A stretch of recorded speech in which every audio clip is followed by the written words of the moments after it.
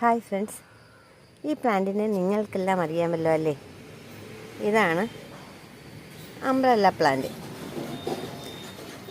ഇത് രണ്ട് തരമുണ്ടെന്ന് ഞാൻ കേട്ടിട്ടുണ്ട്. ഇത് രണ്ട് ഈ വേരിഗേറ്റഡ് ആയിട്ടുള്ള യെല്ലോയും വൈറ്റും ചേർന്നിട്ടുള്ള ഫ്ലവർ പോലിരിക്കുന്ന പൂക്കളുള്ള ഇത് ഒരു വെറൈറ്റിയാണ്.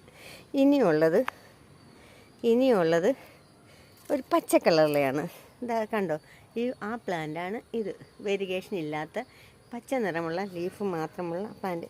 പക്ഷേ ഇത് കണ്ടോ നിങ്ങൾ, ഇത് രണ്ടും ഒരു ചെടിയിൽ നിന്നാണ് ഞങ്ങൾക്ക് വന്നത്.